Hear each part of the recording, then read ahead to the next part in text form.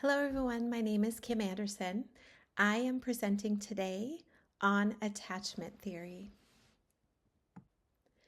Attachment theory is a theory of development. It assumes the primary importance of early experiences in the development of interpersonal behavior. It is a psychodynamic theory that relies critically on a concept of unconscious. It assumes the primary importance of early experience in influencing the development of interpersonal behavior. It is influential in the role of trauma, affect regulation, and dysregulation. It outlines the importance of the origins and development of mentalization and helps with understanding the process of psychotherapy. Here is a brief overview of attachment theory. Attachment bonds are innate. When a child's secure attachment bond is not met, the child feels threatened and will react accordingly.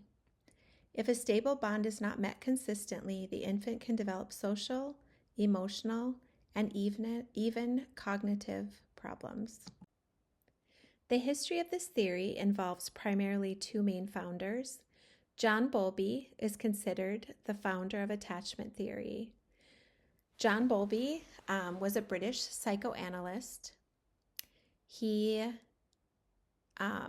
is considered, like I said before, the founder of attachment theory.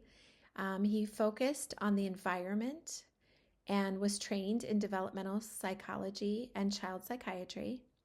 In his later years, he really focused on mother-child separation and did a lot of studies relating to that.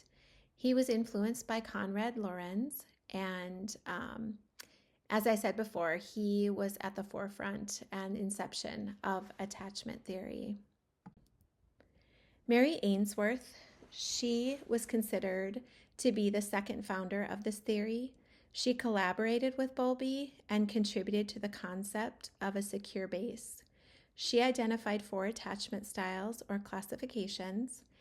These were secure, anxious or preoccupied, avoidant or dismissive, and disorganized or fearful avoidant. So in these next few slides, we will talk more in depth about these 4 different attachment styles. The first one, secure attachment. It is the ideal attachment theory, and it demonstrates healthy development. It's characteristic of individuals who easily trust others. They handle conflict calmly, feel comfortable in relationships and on their own. They're able to differentiate thoughts from feelings, and they're able to maintain a balanced sense of self and confidence. Anxious attachment or preoccupied. These type of individuals, their nervous system is extra sensitive, hyperactivation of emotions. You can see hypervigilance, fear of abandonment, and catastrophic thinking. They often have a positive view of others, but a negative view of themselves. And they tend to struggle with criticism and rejection. The avoidant attachment or dismissive, these individuals downplay or dismiss emotions. They're usually highly independent and self-reliant. They have difficulty asking for help, have a positive self-view and a critical negative view of others, and tend to remain distant when others try to emotionally connect with them. And the disorganized attachment or fearful avoidant, typically identified in individuals who have experienced childhood trauma and abuse. You can see inconsistent behaviors in these individuals. They can struggle with intimacy and trusting others and tend to be unpredictable. So I would like to present a case study as it relates to this theory. So Luke is a 34-year-old biracial heterosexual male born in Trinidad. He has a history of long-standing treatment-resistant depression, and his depression is triggered by life transitions. While there needs to be further exploration into Luke's childhood than what is given in the case study, it's likely that he falls into the anxious or disorganized attachment styles. Experiences in Luke's childhood that could have led to an insecure attachment. He has a history of anxiety since high school. Also, his mother died when he was young. He was 10 years old. Luke's father also worked while Luke was growing up, so it'd be necessary to further explore with Luke who his primary caregivers were after the death of his mother. Also, with this theory, it would be important to understand and consider cultural considerations for him, social determinants of health. He also definitely, the sense of fear could come into play here, or does come into play here. He definitely had the trauma at a young age where his mom died when he was 10 years old. DBT therapy could be useful to Luke in that it would provide him with skills to utilize to help with his feelings of anxiety and depression.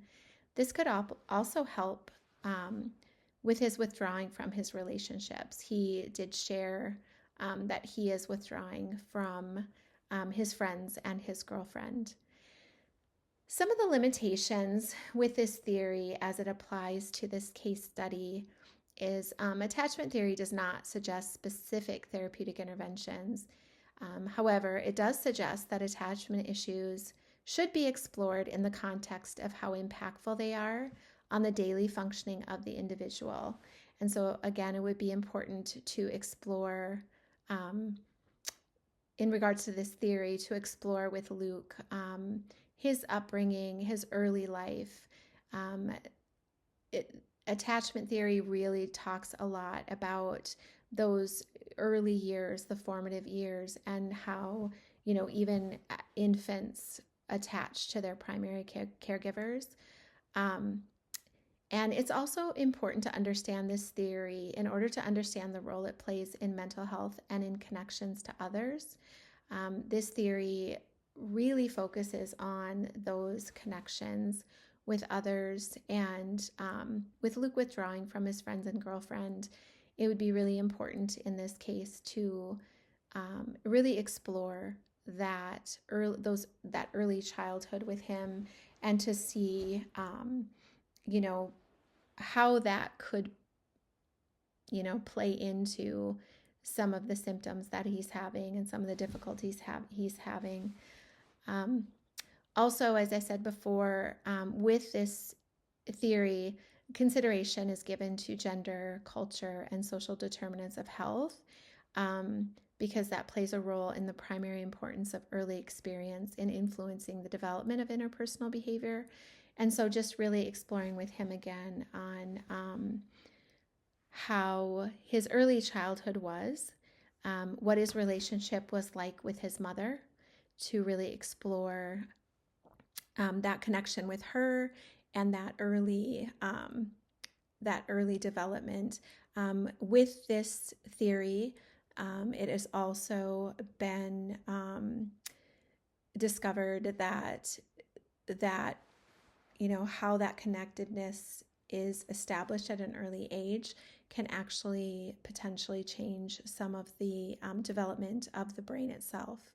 And so that would be something really important to explore in this process. Thank you so much for listening to my presentation on attachment theory. Here are my references.